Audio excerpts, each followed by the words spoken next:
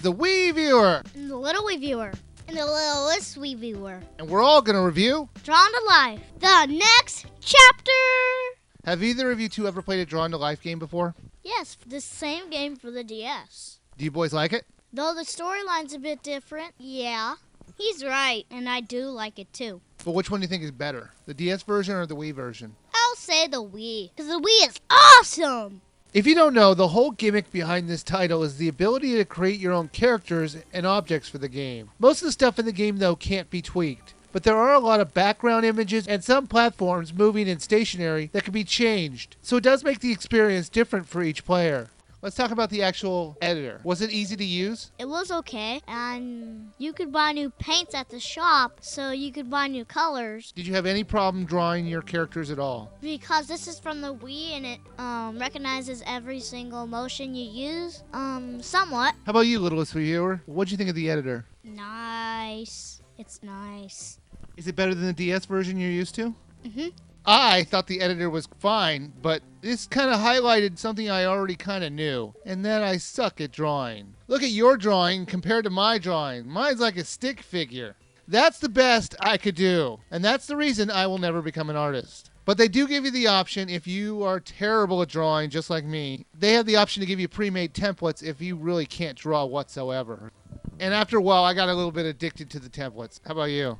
Yeah, and also, you could buy some character templates at the shop. Sadly, those are the only templates you could buy. My world is only templates. Here's the one problem I have with the whole drawing program, which kind of makes it pointless. Whatever you draw, it really doesn't matter because it takes up the same amount of space no matter what. What I mean is if you draw just one long line, like for the bridge, all the space that you don't use will still be able to be walked on with your character. The drawing's just for show. No matter how small you may make your object that you're drawing, it'll still take up the same amount of space. You just will look like you'll be walking on thin air. I wish the game didn't do that. It would have made it a lot more fun. What did you think of the level designs? They're one of the longest levels you may play in your history. Oh, come on. They weren't that long. Okay, maybe they weren't that long, but still, they were actually pretty long. The one thing I didn't like about the whole level design of the entire game was every time you beat a level, you have to go all the way back to the beginning of the game. Wasn't that annoying? Especially on the first world. Well, yeah, it's a bigger deal on the first world because the first world, for some reason, is all the way at the end of the beginning hub. So every time you have to go walking all the way back. I mean, I'm not talking about like a 5-minute hike. It's not that bad. It's just annoying. What'd you think, littlest reviewer? Yeah, I was a bit patient for that. So you didn't mind? Yeah. All right, I guess it's just me.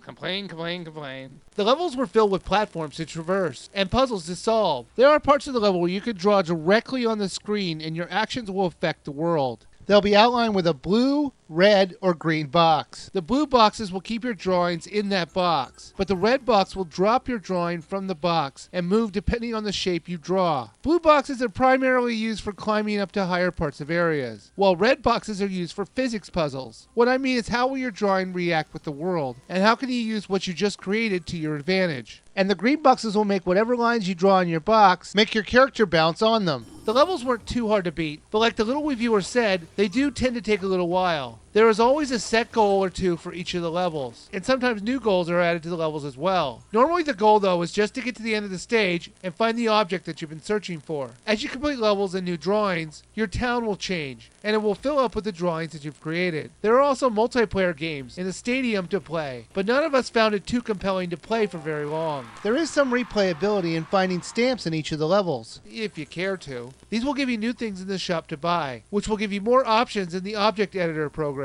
Alright, Drawn to Life, the next chapter. Little reviewer, would you buy, rent, or skip? I would say it's a buy. Alright, littlest reviewer, would you buy, rent, or skip? Total buy. I just liked it. Even though I didn't enjoy it as much as you two, I'm going to go with you two kids on this one. And I think the game is worth a buy as well.